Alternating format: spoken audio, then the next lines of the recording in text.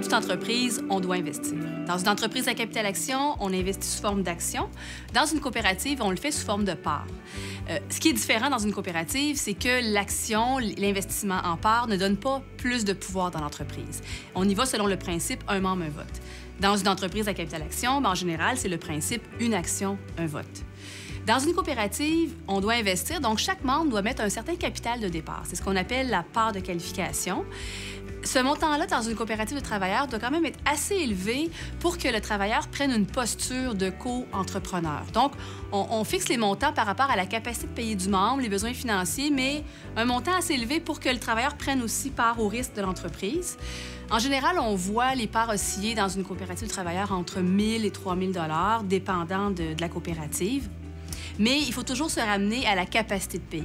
Si vous êtes dans une entreprise coopérative qui peut seulement offrir des salaires minimums aux gens qui travaillent là, par exemple dans le domaine de la restauration, c'est peut-être moins approprié, peu approprié même de demander 25 000 $ comme part de qualification.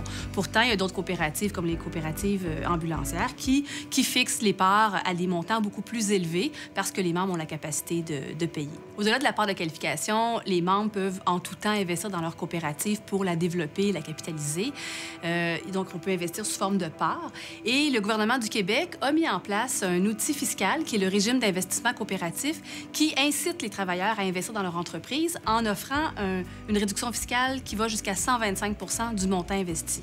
Donc, cet avantage fiscal-là important donné par le gouvernement du Québec favorise la capitalisation des coopératives par les travailleurs. Avec notre investissement, on souhaite créer de la richesse.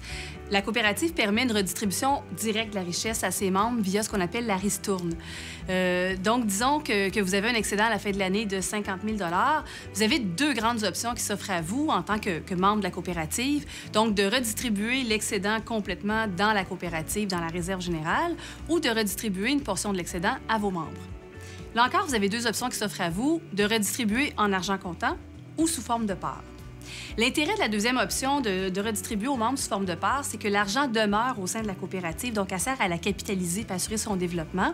Mais en même temps, l'argent est au nom des membres. Donc, les membres, si un jour ils veulent quitter l'entreprise, ils vont quitter avec cet argent-là. Si vous investissez vos excédents dans la coopérative, c'est ce qu'on appelle la réserve générale.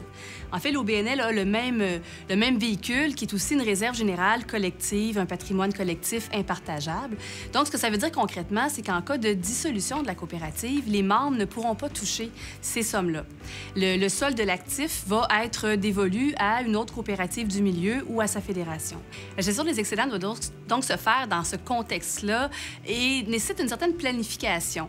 Il faut faire la part des choses entre ce qu'on veut remettre dans la coopérative pour en assurer son développement et ce qu'on veut remettre aux membres aussi pour rémunérer et compenser l'investissement que les travailleurs ont fait, donc sous forme de ristourne, en argent ou en parts.